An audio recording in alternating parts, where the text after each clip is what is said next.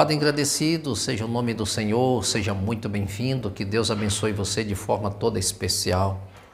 Queridos, a palavra de Deus, ela é importante, que o grande segredo da nossa existência é nós pensar sobre a nossa atual condição, quem somos, da onde vim, para onde vou. São três perguntas importantes. A primeira é da onde vim, a segunda pergunta é quem sou eu, e a terceira pergunta é para onde vou.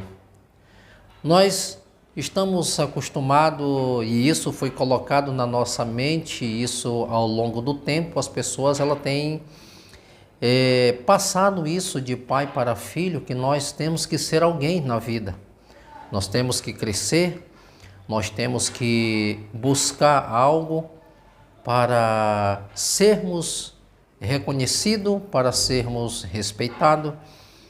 E as pessoas elas têm trilhado esse caminho sempre em busca do sucesso, sempre em busca do reconhecimento, sempre em busca de ser alguém, para se apresentar para alguém como alguém importante.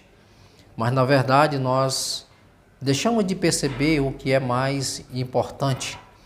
Às vezes nós sempre estamos buscando um espaço para sermos alguém, e às vezes nós nos esquecemos de quem de fato somos e quem nós representamos. E a pergunta mais séria da nossa vida, e é o propósito de toda a nossa existência, é: para onde nós vamos? Então é uma pergunta muito importante, porque às vezes a gente se prepara para tudo nessa vida, e aquilo que o próprio Jesus disse que é o mais importante são estas coisas que nós não damos tanta importância. Nós não damos tanta importância porque pouco nós sabemos acerca da vida vindoura, para onde nós iremos. A Bíblia nos relata em Lucas capítulo de número 12, a partir no versículo 20, já é o ponto central da pergunta, mas volta um pouco antes, que Jesus está contando uma história de um homem que tinha muitos celeiros. E aquele homem, certa feita, ele mandou derrubar todos os celeiros e construiu outro maior do que o que ele tinha, e encheu todos aqueles celeiros de mantimentos. Então ele deitou-se em uma rede e disse assim: ó minha alma, vaga, passeia, porque agora eu tenho mantimento para muitos anos.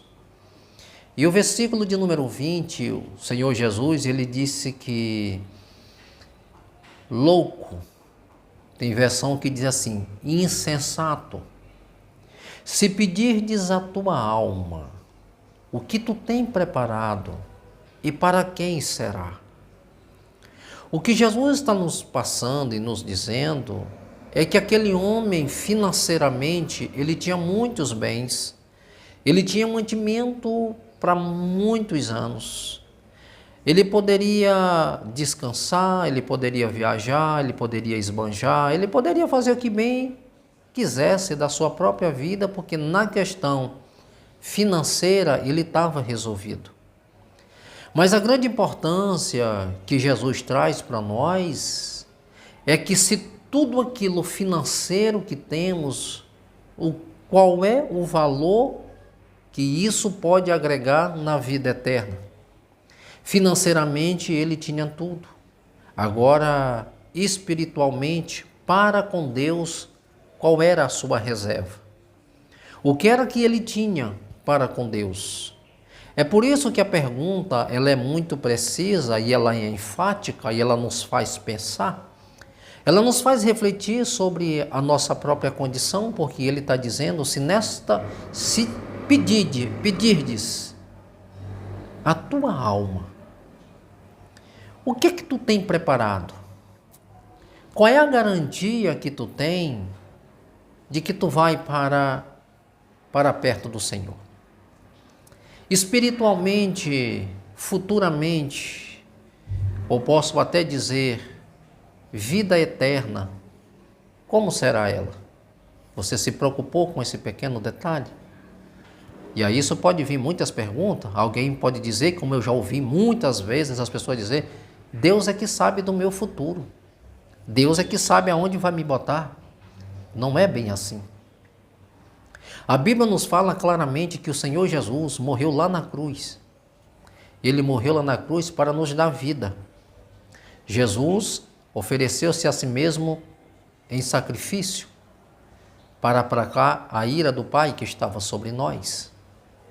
Paulo escreve isso em Romanos capítulo de número 3, o versículo 23, ele diz que o salário do pecado é a morte, mas o dom gratuito de Deus é vida eterna. Romanos capítulo 6, versículo de número 20, todos pecaram e destituídos estávamos da glória de Deus. O que Paulo está dizendo é que nenhum homem por si só, ele poderia chegar a Deus, ele poderia buscar ao Senhor. Porque no capítulo 3, a partir do verso 9 em diante, ele diz que não havia ninguém que buscasse a Deus. Não havia nenhum homem, não foi encontrado nenhum justo sequer. Ou seja, por mais que eu entenda que é Deus que vai me colocar num bom lugar, na minha velha condição, eu não conseguiria chegar a lugar nenhum. Então, somente pelo sacrifício de Jesus Cristo é que nós possamos chegar a Deus. É por isso que Jesus faz o convite: vinde a mim, todos que estão cansados e sobrecarregados, e eu vos aliviarei. Tomai sobre vós e aprendei de mim, que sou manso e humilde de coração, e encontrarei descanso para a vossa alma. É importante também nós observarmos claramente que Romanos capítulo 10, versículo de número 9, ele diz assim: se tu crê no teu coração que Jesus Cristo morreu e ressuscitou dentre os mortos, tu serás salvo. Com o coração se crê para a justiça e com a boca se confessa para a salvação. Paulo está dizendo que para que nós possamos ter a garantia de vida eterna, nós precisamos fazer uma confissão. Nós precisamos nos aproximar de Cristo. Eu preciso tomar uma decisão. Sou eu que tomo essa decisão, não é Deus que vai tomar essa decisão por mim. Porque o que ele poderia fazer por mim, ele fez. Ele enviou o seu filho e ele morreu lá na cruz. Uma vez Cristo morrendo lá na cruz, a Bíblia diz que o caminho que nos leva a Deus foi aberto. Jesus é o caminho. Ele mesmo disse: eu sou o caminho, a verdade e a vida, e ninguém vem ao Pai a não ser por mim. Uma outra coisa que Paulo está mostrando aqui é que agora eu preciso fazer uma confissão, eu preciso declarar, eu preciso abrir a minha boca e dizer: eu quero o Senhor Jesus, eu preciso do Senhor, eu estou reconhecendo que sem o Senhor eu não consigo chegar a lugar nenhum, porque para que eu pudesse ter vida, o Senhor deu a sua. Então é necessário que haja esse reconhecimento, essa confissão. Porque nesse mesmo capítulo 10 e no versículo 13, Paulo diz assim: todo aquele que invocar o nome do Senhor será salvo. Isso é importante. Aí as pessoas dizem: salvo de quê? Salvo da ira de Deus que estava sobre nós. Salvo da condenação. Salvo do inferno. Então observe que somente por meio de Cristo é que nós possamos ter vida e vida em abundância. É por isso que Jesus, ele fala: louco, se nesta noite pedirdes a tua alma, o que tu tem preparado e para quem será? As pessoas, elas têm pouco se preocupado com acerca da sua própria vida. Não adianta nós apenas buscarmos reconhecimento e nos prepararmos apenas para esta vida, mas a vida eterna com Deus, ela depende das escolhas que você faz aqui. Precisamos tomar uma decisão e não levar uma vida de oba-oba e achando que nós não vamos prestar conta a Deus, porque nós vamos prestar conta da nossa vida a Deus. Nós vamos prestar conta sim. Todo homem prestará conta da sua vida, do que faz diante de Deus. A Bíblia nos diz que tudo que nós fazemos, Deus está escrevendo em um livro. Ou seja, toda a minha vida ela é escrita. É por isso que a Bíblia diz que no dia do julgamento será aberto livro e livros. Livro da vida e os livros das nossas obras. Tudo isso será catalogado diante do próprio Deus. Ele protocolou tudo, está tudo anotado, está corroborado ali, está escrito, para que nós venhamos prestar conta. Até do nosso tempo nós prestaremos conta. Aquilo que você desperdiça sem produzir nada, você prestará conta a Deus. Então Deus, ele não fez um homem e jogou esse homem para viver do seu jeito, tomar as suas próprias decisões, fazer as suas próprias escolhas sem consequência nenhuma. Então esse Deus, ele seria um Deus inconsequente, mas esse Deus, ele é um Deus justo, é um Deus que governa sobre o justo e o injusto, e cada um de nós prestaremos conta daquilo que nós estamos fazendo. Se você quer viver uma vida hoje sem prestar conta a ninguém, sem dar satisfação para ninguém, mas haverá um dia que você vai prestar conta de tudo isso a Deus.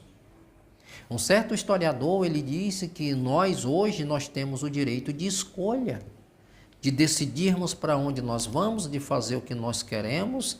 Se eu não estiver gostando do discurso, eu posso me levantar e ir embora. Se a mensagem não for boa, eu posso sair do ambiente porque eu não estou gostando, eu não estou concordando com aquilo que está sendo pregado, está tudo bem. Mas esse certo historiador, ele diz que haverá um dia que nós estaremos diante de Deus. E quando nós estivermos diante dele, nós vamos querer sair e não vamos poder. Eu posso até não estar gostando do que eu vou ouvir, mas eu vou ser obrigado a ouvir. Porque eu estou diante do Senhor e eu só vou sair dali quando ele me sentenciar. Então isso é muito... É duro essas palavras, até vai te levar a até receber o que você passou a vida inteira plantando. Mas a pergunta de Jesus para aquele homem é, para que ele pudesse refletir sobre a sua vida. Materialmente você tem tudo. Agora, para com Deus, o que é que tu tem preparado? Qual é a tua reserva? O que foi que você preparou a vida inteira? No que você tem depositado? Estou falando de vida. O que é que você tem feito para o Senhor? Qual é a reserva que você tem para com Deus? Às vezes você possa não ter nada para com Ele, e é isso que Ele está despertando você agora. Às vezes você possa ser aquela pessoa que ainda não pensou sobre a sua própria vida. Você ainda não pensou sobre a eternidade. Há dois caminhos que nos levam à eternidade. Um caminho, passarmos a eternidade com Deus, e um caminho que nos leva a passar a eternidade sem Deus. E o caminho que nos leva a passar a eternidade com Deus, segundo a Bíblia, é a porta estreita e o caminho apertado. E o caminho que nos leva a passar a eternidade sem Deus é a porta larga e o caminho espaçoso. E o próprio Jesus disse que esse caminho leva o homem à perdição, e são muitos os que entram por ele.